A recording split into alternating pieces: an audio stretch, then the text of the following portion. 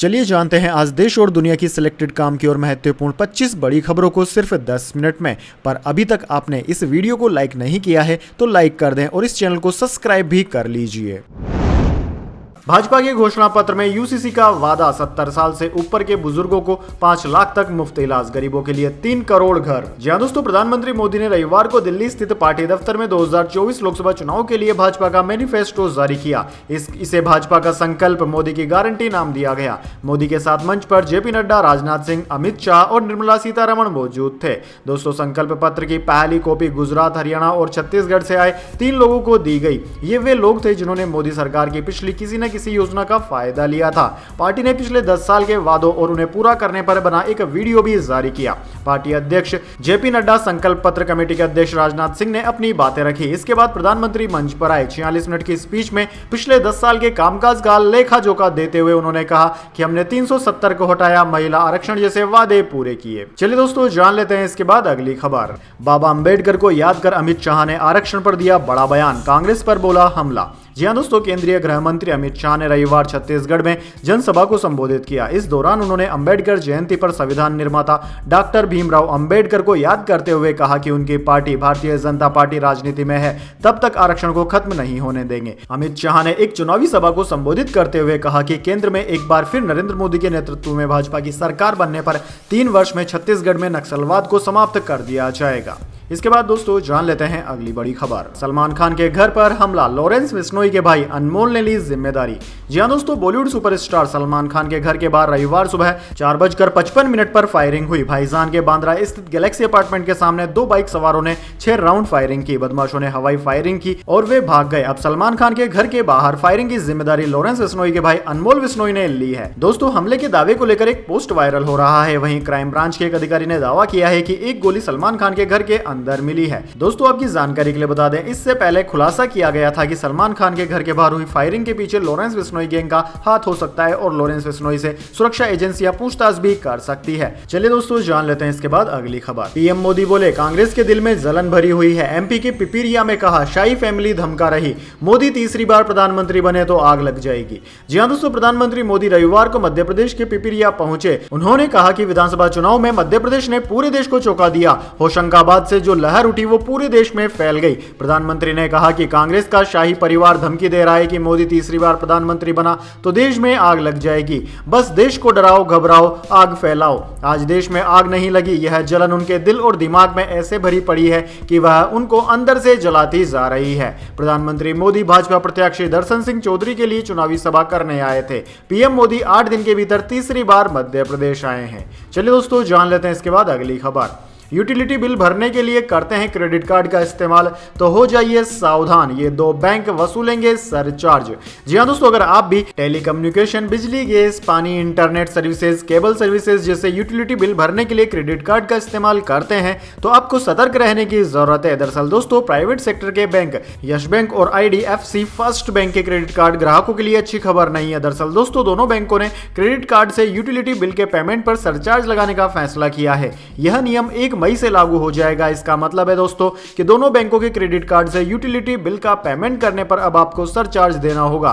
इससे पहले कई बैंकों ने यूटिलिटी बिल, इंश्योरेंस और रेंट पेमेंट पर रिवार्ड पॉइंट्स देना बंद कर दिया था। चलिए दोस्तों, जान लेते हैं इसके बाद अगली खबर। प्रियंका गांधी बोली प्रधानमंत्री बहकी बहकी बातें करते हैं। राजस्थान में कहा मोदी जी ने लॉटरी बेचने वालों और वैक्सीन बनाने वालों तक से पैसे लिए हैं। जी हां दोस्तों, राजस्थान के भीलमाल जालोर में कांग्रेस महासचिव प्रियंका गांधी ने प्रधानमंत्री नरेंद्र मोदी पर जमकर सियासी हमला किया। उन्होंने कहा कि मोदी जी आजकल बहकी बहकी बातें करते नजर आ रहे हैं। कभी झूठी वीरता दिखाते हैं, कभी गटर से गैस बनाते हैं, कभी बादल में मिसाइल छोड़ते हैं, कभी हवा में उड़ते हैं। उन्हें समझ नहीं आ रहा है कि करना क्या है। वे असल में देश की जनता से कट चुके हैं। महंगाई और आम आदमी की समस्या पर बात नहीं कर रहे। जालोर सिरोही से कांग्रेस ने अशोक गहलोत के बेटे वैभव गहलोत को उम्मीदवार बनाया है। दोस्तों, वैभव के समर्थन में हो रही सभा में सचिन पायलट सहित कांग्रेस के बड़े नेता पहुंचे हैं। चलिए दोस्तों, जान लेते हैं इसके बाद अगली खबर। राजस्थान समेत 17 राज्यों में आज बारिश की संभावना। एमपी यूपी में ओले गिरेंगे। दिल्ली में धूल भरी आंधी का अलर्ट। महाराष्ट्र में तापमान 41 डिग्री पहुंचा।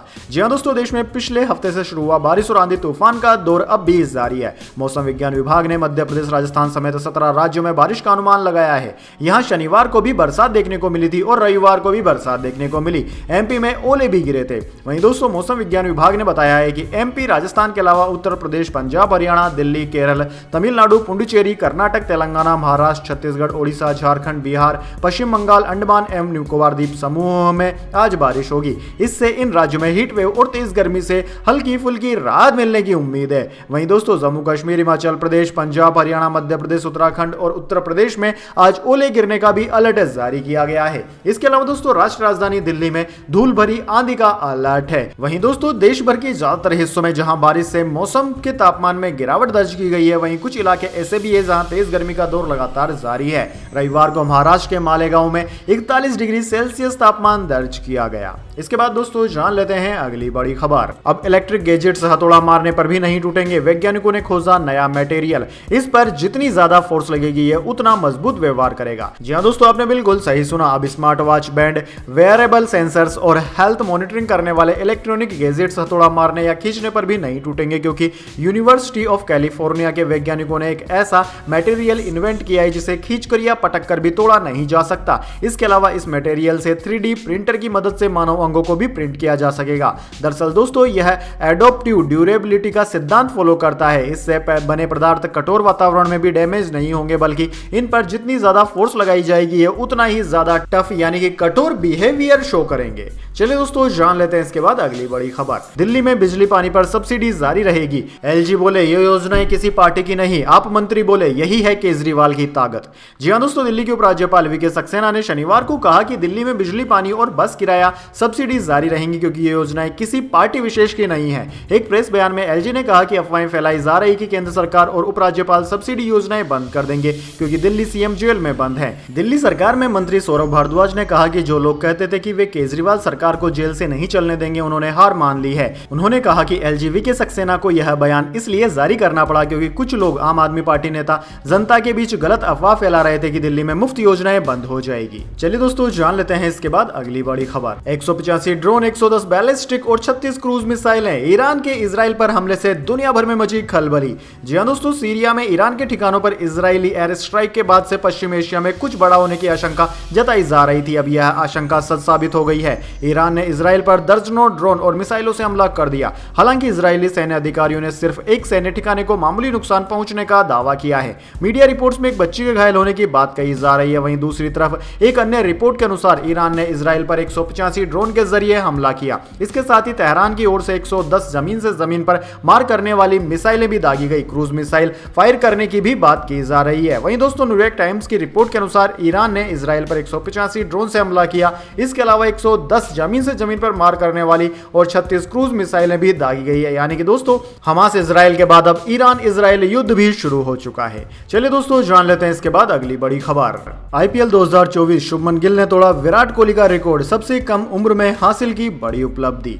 जी हां दोस्तों, Shubman Gill Indian Premier League में सबसे कम उम्र में 3000 रन बनाने वाले बैटर बन गए हैं। उन्होंने महज 24 साल 215 दिन की उम्र में इस T20 लीग में 3000 रन का आंकड़ा पार कर लिया। शुभमन ने यह उपलब्धि बुधवार को राजस्थान रॉयल्स के मुकाबले के दौरान पार की। गिल ने इसके साथ ही विराट कोहली का रिकॉर्ड भी अपने नाम कर लिया है। दरअसल दोस्तों, शुभमन गिल से पहले सबसे कम उम्र में 3000 रन बनाने का रिकॉर्ड विराट कोहली के नाम दर्ज था। विराट कोहली ने 26 साल 186 दिन की उम्र में यह रिकॉर्ड बनाया था। राजस्थान रॉयल्स के कप्तान संजू सैमसन इस लिस्ट में तीसरे नंबर पर हैं। संजू ने 26 साल 320 दिन की उम्र में आईपीएल में 3000वां रन बनाया था। चलिए दोस्तों, जान लेते हैं इसके बाद अगली खबर।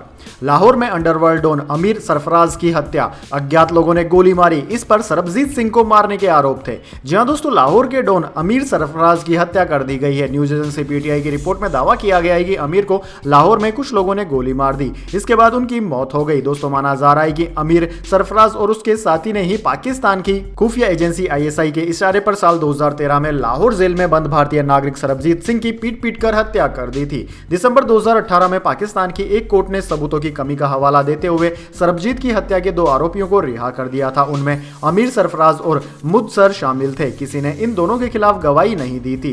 दरअसल दोस्तों पंजाब का सरबजीत 1990 में गलती से बॉर्डर क्रॉस कर पाकिस्तान चला गया था। पाकिस्तानी फौज ने उसे भारत का जासूस कहकर बंधक बना लिया था। लंबी कानूनी लड़ाई के बाद सरबजीत सिंह रिहा होने ही वाले थे, लेकिन 2018 में रिहा होने से कुछ दिन पहले ही उनकी पीट कर हत्या कर दी गई, पाकिस्तान की जेल के अंदर ही। चलिए दोस्तों जान लेते हैं इसके बाद अगली खबर। रिंकू सिंह को T20 विश्व कप से किया बाहर, रियान पराग को जगह दिग्गज ने चुनी टीम।